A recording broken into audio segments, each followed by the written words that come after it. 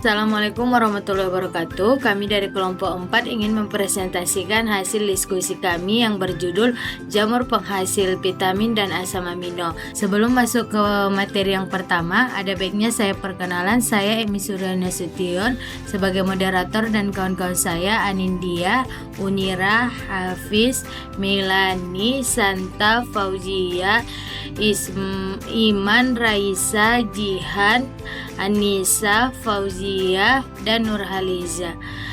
Langsung saja pemateri yang pertama yang akan disampaikan oleh teman-teman saya. Pertama, mari kita bahas definisi dan karakteristik dasar jamur. Jamur atau fungi merupakan organisme eukariotik yang memiliki karakteristik unik dan berbeda dari tumbuhan maupun hewan.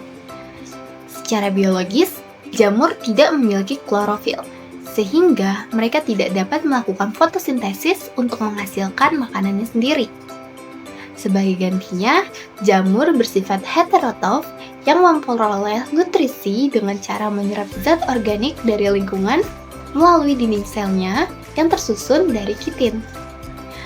Nah, struktur tubuh jamur itu dibedakan menjadi dua, yaitu uniseluler dan multiseluler. Uniseluler itu ada hamir atau yeast yang sering digunakan dalam industri fermentasi. Sedangkan multiseluler itu ada kapang dan jamur makroskopis. Nah, kapang atau mold ini sering digunakan untuk produksi asam amino industri. Sedangkan jamur makroskopis, contohnya itu kayak jamur tiram dan shiitake, itu merupakan jamur yang dapat dikonsumsi. Lalu kemudian kita masuk ke materi yang akan kita bahas, yaitu jamur sebagai penghasil senyawa organik, asam amino, dan vitamin. Nah, dalam produksi nutrisi, jamur bertindak sebagai pabrik biologis yang sangat efisien karena memiliki jalur metabolisme yang kompleks. Selama siklus hidupnya, jamur melakukan berbagai reaksi biokimia yang secara alami menghasilkan senyawa organik penting, seperti yang akan kita bahas, yaitu asam amino dan berbagai jenis vitamin. Asam amino dihasilkan sebagai unit penyusun protein yang membentuk struktur tubuh jamur. Sementara vitamin seringkali disintesis sebagai kofaktor enzim untuk mendukung proses pertumbuhan mereka. Kemampuan metabolisme inilah yang menjadikan jamur sebagai sumber utama dalam industri bioteknologi dan farmasi untuk memproduksi suplemen nutrisi secara alami, aman, dan berkelanjutan. Nah, selanjutnya adalah jamur penghasil vitamin. Jadi, vitamin pada jamur itu berasal dari metabolisme jamur itu sendiri, sehingga vitamin tersebut diproduksi dan akhirnya akan tersimpan di dalam sel jamur. Contohnya itu adalah vitamin B kompleks yang dihasilkan jamur untuk menunjang proses hidupnya, tapi akan ikut terkandung saat kita mengkonsumsinya. Nah, jenis vitamin yang dihasilkan itu ada vitamin B kompleks, contohnya B1, B2, B3, B5, dan B9. Lalu ada juga vitamin D, contohnya D2 atau ergokalsiferol, dan vitamin C yang terakhir vitamin E. Seterusnya contoh jamur penghasil vitamin. Yang pertama Saccharomyces cerevisiae, iaitu kaya dengan vitamin B kompleks. Dia juga digunakan dalam ragi roti, fermentasi dan suplemen. Yang kedua Agaricus bisporus, iaitu jamur kancing. Ia mengandungi vitamin B dan vitamin D2. Dia juga sumber nutrisi alami. Yang ketiga Pleurotus ostreatus, iaitu jamur tiram. Ia mengandungi vitamin B, C dan D.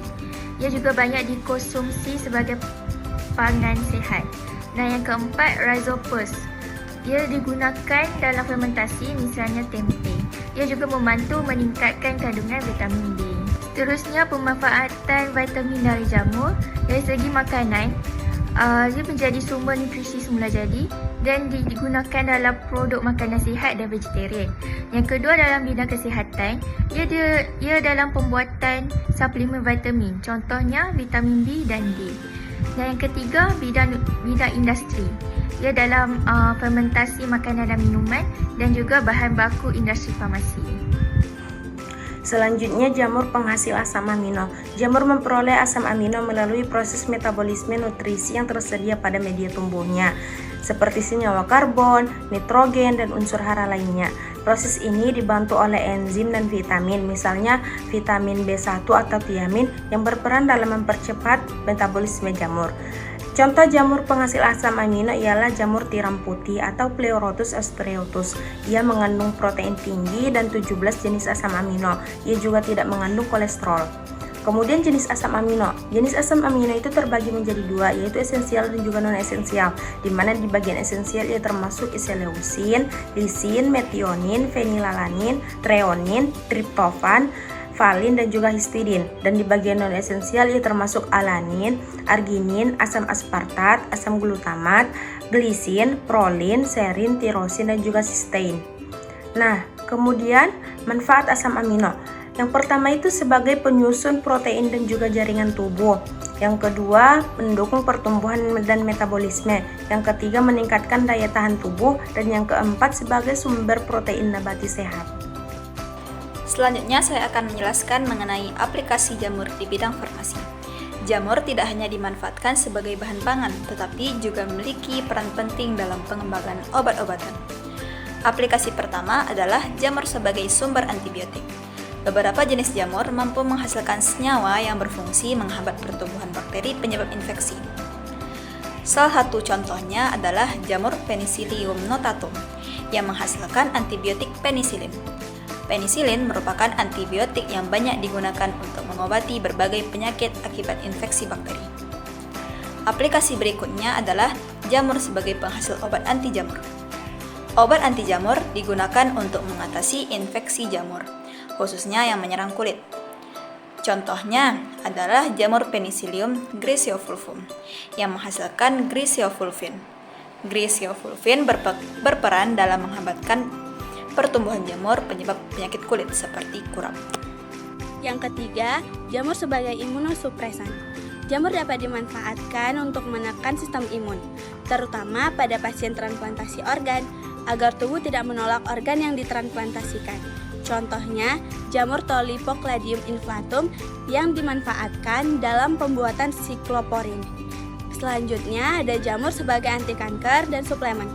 Jamur mengandung senyawa antitumor dan nutrisi yang bermanfaat bagi kesehatan.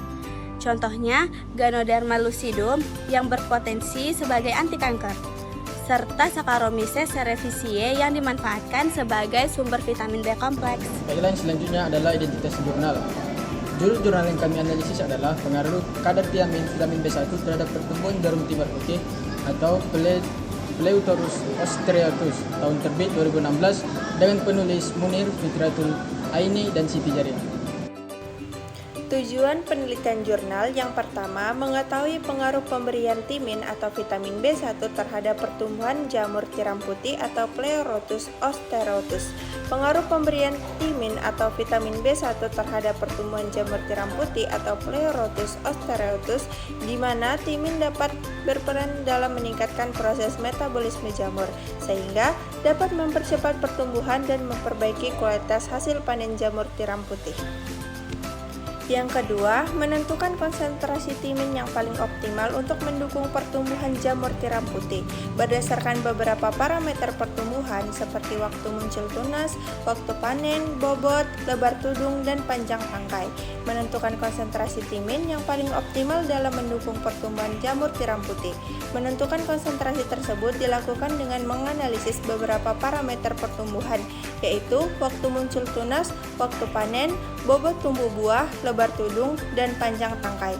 Melalui pengamatan parameter-parameter ini dapat diperoleh konsentrasi timin yang paling efektif sehingga dapat digunakan sebagai acuan dalam meningkatkan produktivitas dan kualitas budidaya jamur tiram putih. Selanjutnya, hasil utama penelitian. Pada penelitian ini menguji pengaruh tiamin atau vitamin B1 terhadap pertumbuhan jamur tiram putih Pleurotus ostreatus. Parameter yang diamati meliputi waktu muncul tubuh buah, waktu panen, berat buah, lebar tudung, serta panjang tangkai. Dalam penelitian ini, yang menjadi kontrol adalah perlakuan tanpa penambahan tiamin, sedangkan perlakuan lain diberi tiamin dengan berbagai konsentrasi. Hasil penelitian menunjukkan bahwa pemberian tiamin tidak memberikan pengaruh yang signifikan terhadap seluruh parameter pertumbuhan. Secara statistik, tidak terdapat perbedaan bermakna antara perlakuan tiamin dan kontrol. sehingga dapat disimpulkan bahwa tiamin tidak efektif meningkatkan pertumbuhan jamur tiram putih pada kondisi penelitian ini. Oke semuanya, pada saat ini saya akan memaparkan analisis jurnal mengenai pengaruh vitamin B1 atau tiamin terhadap jamur tiram putih dan kaitannya dengan farmasi. Pertama, dari sisi analisis jurnal. Berdasarkan hasil penelitian, pemberian tiamin pada konsentrasi 0,1 hingga 0,5 ppm ternyata tidak memberikan pengaruh yang signifikan secara statistik terhadap kecepatan tumbuh maupun bobot jamur. Hal ini menunjukkan bahwa pertumbuhan jamur jauh lebih dipengaruhi oleh faktor lingkungan seperti suhu optimal di kisaran 18 sampai 20 derajat Celcius dan kelembaban yang tinggi. Kedua, kaitannya dengan materi kita. Meskipun pemberian eksternalnya tidak signifikan dalam studi ini, jamur tiram secara alami adalah pabrik nutrisi. Ia mengandung 17 jenis asam amino seperti lisin dan asam glutamat serta kaya akan vitamin seperti riboflavin. Dalam metabolisme jamur, vitamin-vitamin ini berperan krusial sebagai katalisator dan koenzim untuk mengolah nutrisi dari media tanam menjadi tubuh buah yang kaya gizi. Yang ketiga, implikasinya di bidang farmasi. Secara farmaseutis, jamur tiram putih sangat prospektif sebagai bahan baku nutrasetikal. Kandungannya yang tinggi protein namun bebas kolesterol menjadikannya pilihan tepat untuk sediaan diet sehat. Selain itu, bagi industri farmasi, penelitian ini menegaskan bahwa standarisasi kualitas produk jamur lebih bergantung pada kontrol kondisi lingkungan, produksi yang ketat daripada sekadar penambahan nutrisi eksternal. Jadi kesimpulannya adalah jamur memiliki peran penting sebagai penghasil vitamin dan juga asam amino yang dibutuhkan oleh tubuh. Vitamin dihasilkan oleh jamur untuk membantu proses metabolisme dan juga menjaga kesehatan tubuh. Asam amino berperan dalam pertumbuhan dan juga perbaikan jaringan serta pembentukan protein karena mudah dibudidayakan dan bernilai gizi yang sangat tinggi. Jamur berpotensi besar dimanfaatkan dalam bidang pangan dan suplemen. Sekian dari materi kami. Apabila ada kesalahan, kami mohon maaf. Wassalamualaikum warahmatullahi wabarakatuh.